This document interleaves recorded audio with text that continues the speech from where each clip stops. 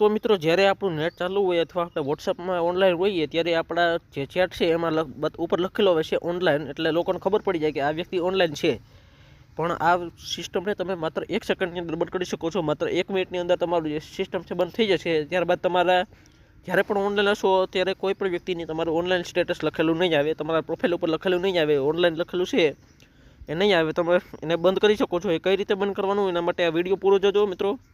આ નાનકડો વિડીયો છે, બહુ લાંબો નહીં કરું. તો ગાઈસ આ વિડીયોની અંદર બને રહેજો. તો ચાલો ગાઈસ વિડીયોને શરૂ કરીએ. શરૂ કરતાં પહેલાં એક નાનકડી રિક્વેસ્ટ છે.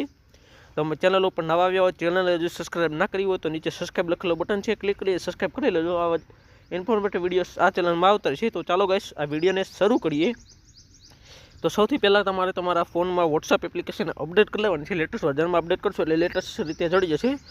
ત્યારબાદ તમારે શું કરવાનું, નીચે વોટ્સએપનો ઓપન કરી લેવાનું છે. વોટ્સએપ ઓપન કરશો એટલે તમારી સામે બધી ચેટ આવી જશે. હવે શું કરવાનું મિત્રો, ઉપરની તરફ તમને 3 ટપકા દેખાશે. 3 ટપકા ઉપર તમે ક્લિક કરશો એટલે ઘણા ઓપ્શન આવી જશે. New group, new community, broadcast, link, device, shared, payment, settings. તો તમારે સેટિંગ્સમાં ક્લિક કરી દેવાનું છે. સેટિંગ્સમાં ક્લિક કરશો એટલે ઘણા બધા સેટિંગ ખુલી જશે.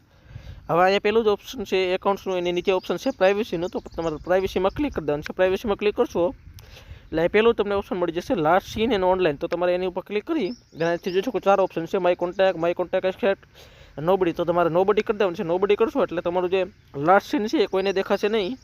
અથવા અહીંયા છે નીચે પણ છે જોઈ શકો છો વેન આઈ એમ ઓનલાઈન. તો સેમ એસ લાસ્ટ એટલે કે નોબડી કરી દેવાનું છે. તો તમે જ્યારે ઓનલાઈન હશો અથવા જ્યારે તમે છેલ્લે ચેક કર્યું છે એ કોઈને દેખાશે નહીં.